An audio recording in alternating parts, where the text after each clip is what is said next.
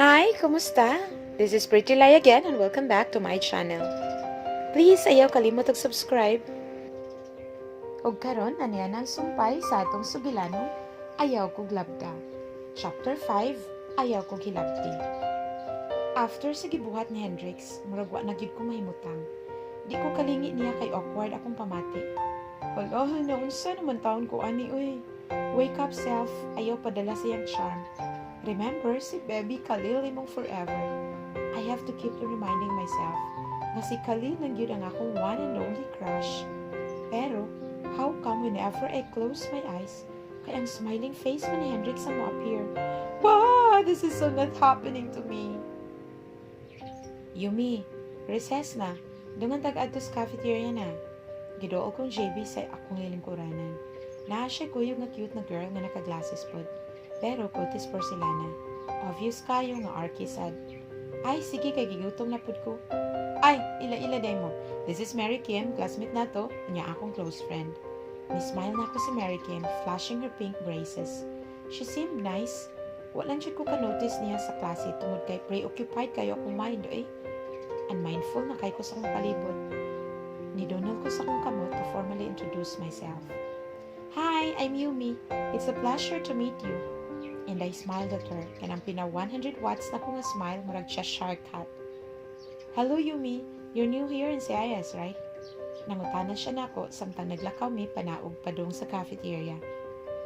Ay, salamat. Murag madungagan na gyud akong higala ini. Pero murag nerdy po ning bayhana sa ni JB. Okay lang, at least, mas ganahan ko ani nga crowd kaysa mga socialites na puwerting mga artiha. Murag magdugo permi akong ilong ato nila. Yep, this school year lang, I got a scholarship manggod sa mga ni-transfer ko. Wow, that's cool!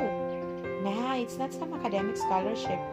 It's actually a courtesy of my father's company. But still, good for you. Then she gave me that sweet smile. Pag-abot na mo sa kantin, kay banha kaayo ang grupo nila ni Hendrix. Then kauban pagid nila sa table ang mga tall and pretty girls. Grabe, mga guwapa, kaayo sila mga besh, maka-insecure gyud ilang beauty. Don't look at them, Yumi, to avoid trouble. Gisiko ko ikay ni JB. Ha? Kanusa pa nahimong crime mapagtanaw?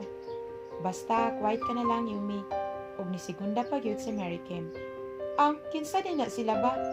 Naintriga ko kay nganong di sila pwedeng tanawon. Mga cheerleaders, kanang nasa tunga, nga blonde og buhok, na ay bangs, mauna ilang leader si Moirine. So, what if cheerleaders na sila diday pwede mo tanaw? That's not the point, Yumi. What JB is trying to tell you is that masuko na si Moirine basta naay laing mo tanaw sa iyang boylet. Matod pa ni Mary Kim. Unsa di ay? Insecure lang ang peg ni ate no. Kay mahadlok na siya mailog sa lain niyang laki. Nga unta, taas man siya.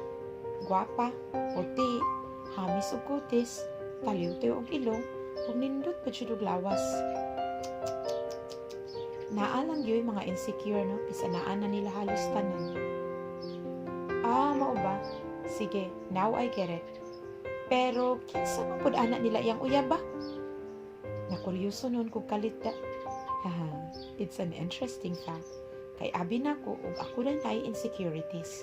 Hasta man pud aning mga rich and flawless men insecure pa. No one is invincible, yun di ay. Let me guess. Kana bang chinito? Guwapo? Kunya taas nga dauton galingkod sa iyang left side? Nope. Si Carl Daniel man na. Uyab ni Chris. Okay. So kinsa gyud? Maayo nang mahisayod ko ba kay aron ma-avoid na ko? Kay kuyaw mabugnuan ko anak niya tag-as ra bang kuko. Somehow, I don't want to cross Moirine. Kay itsura pa lang marabitchy na kaayo. You're right. Don't cross her. Kay wa na siya pasayloon. She may look becoming but she's actually evil. And I saw how Mary Kim abhor even the name of Moirine. It's like she's spitting acid pag mention niya sa name ni Moirine. Murag naa siya'y pinaguhugutan na biktima guro ni kamandag ni Miss Cheerleader ay. Dali na, kinsa lagi ang jowa ni Moirine? Why lain kundi si Hendrix? Si JB ang nitubag. Mura ko natukan sa akong laway mga besh. Pagkadungog na ako sa name ni Hendrix. I swear, wag yun na ako gituyo. Why am I affected ba? Ala, uy, self, what is wrong with you? Wa ko kasabot, murag nahugno kong kalit pagkabalo na ko. Masila na di ni Maureen. Mao ba? Parison man po sila. Mauna lang yun akong nasulti to hide my disappointment. And why am I disappointed? I shouldn't be feeling this way. Dapat maglagot ko ni Hendrix. I've just met him. Ug himo na dayon niyang impyerno akong life. Paglabay na mo sa ilang labisa, kay wa na ko tuyuan nakatan-aw jud ko. Ug mausay paglingit ni Hendrix. Nag-abot ang among tinan-awan. Ug ni-smirk pagid siya nako. And what are you looking at?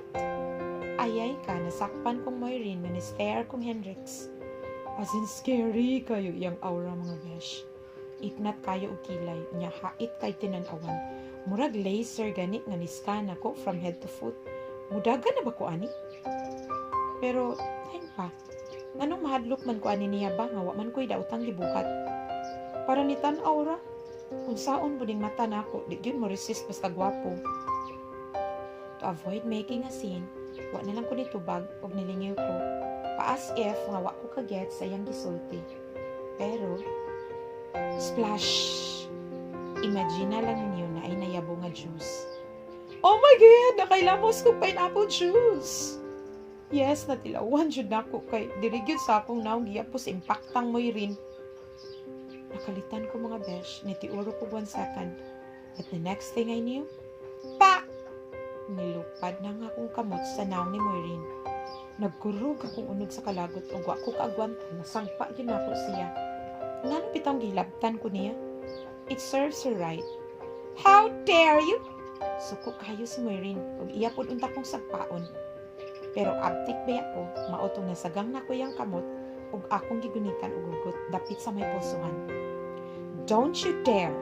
Ayaw ko gilapti kay wa ko manghilabot nimo. Akong gisugat iyang nagbagang pananaw. Murag yun mi ug naa sa teleserye oy nga nagconfrontation. Nialirong iyang mga alipores ug ang usa padung unta mularot sa akong buhok sa luyo. But before she could lay a hand on my hair, kay ako na siyang gipatiran paluyo. I could hear people's gasp. Hala, pamati na ako mga besh kay mura ko bida sa action movie. Paspas lagi kayo akong reflexes. Let me go, you bitch! Maldita gihapon kayo si Maureen. Bisan og klaro na kayong di siya kapiog nako. If there's a peach between us, wa na'y lain kundi ikaw. I hissed at her. I don't know where did I get the courage, but every word nga akong gisulti was dripping with venom. O dayon, kay mas gihugtan pa nako gunit iyang kamot. Mura siya nang luspad bisan pagklaro kayong nagbutang siya blush on. From my peripheral vision, kay nakita yun ako si Hendrix nga nagmisi, somehow enjoying the commotion.